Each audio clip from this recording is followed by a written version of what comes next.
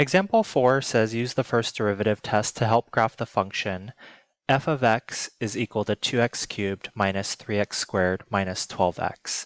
And before we start to use the first derivative test, I want to try to find the x-intercepts of this function. So the first thing I'm going to do is I'm going to factor out an x, since every term has an x in it. Then we have 2x squared minus 3x minus 12. And if I set this equal to 0, then I can do x is equal to 0 and 2x squared minus 3x minus 12 is equal to 0 using the zero product principle. Now, this thing here is a quadratic function.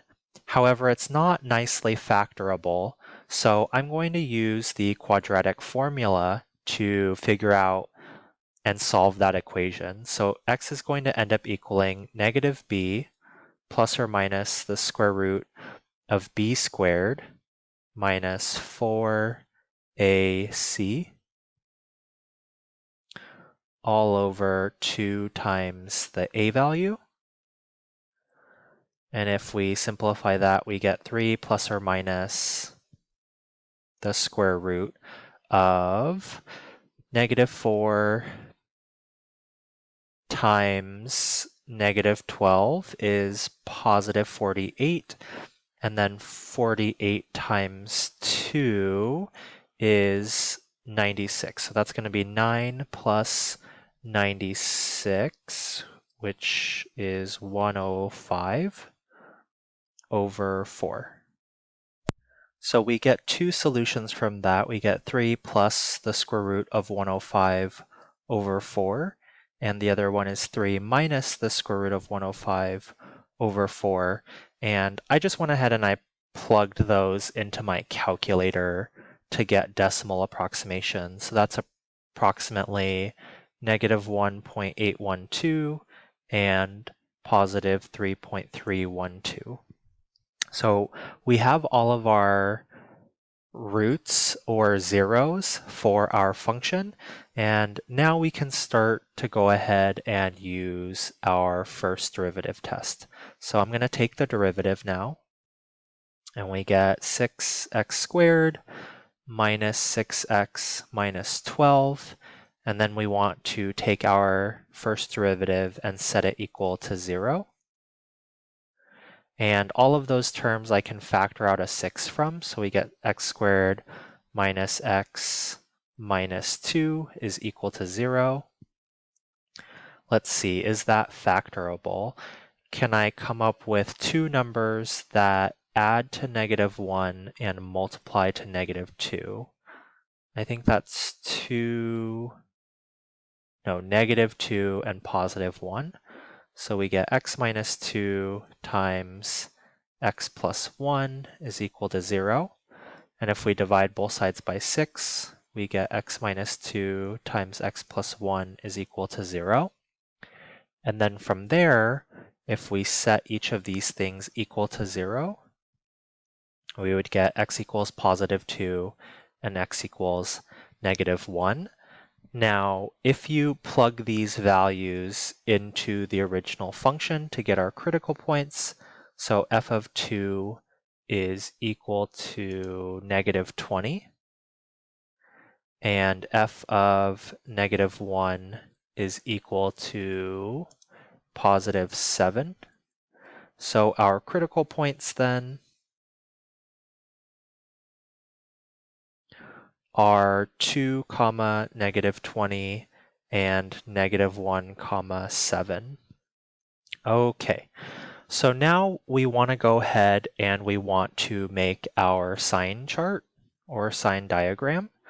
So I'm going to come down here. Here's my x-axis, and I want to include 2 and negative 1. And then I'm going to put my little f prime here, and I want to indicate my test numbers. So I'm going to use negative 2, because that's just a number that's easy to work with. That's between negative infinity and negative 1. And then another test number that's between negative 1 and positive 2 is 0. And then here, a number between 2 and infinity is 3. You can absolutely have different test numbers than I do and still get the same answer. That is totally fine. So f prime of -2 is going to equal 6 times -2 squared minus 6 times -2 minus 12, and that's equal to 24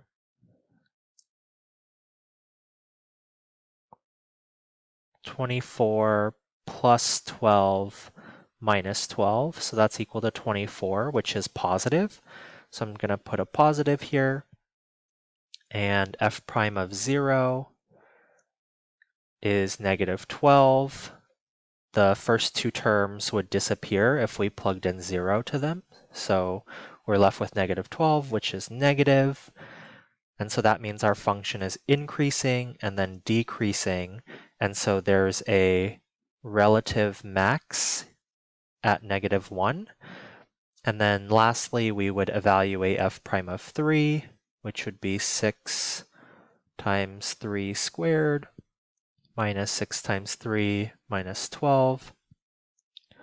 This is equal to 54 minus 18 minus 12, and that is going to be 24, which is positive. So our function's then increasing again, and there is a relative min here at x equals 2. Now I'm going to do some erasing so I can make room for my graph.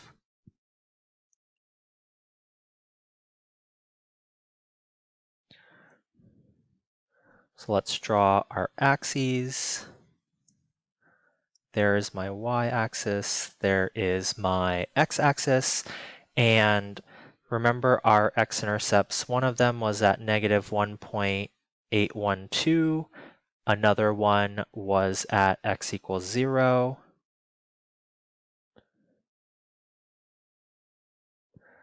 and our third one was at 3.312, and our critical points 2 and -1, and -1 has +7 here, and 2 has -20, which would be somewhere like down there.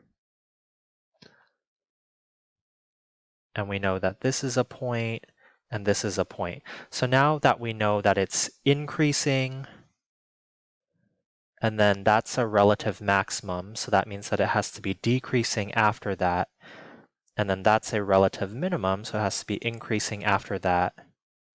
So our function is going to look something like that.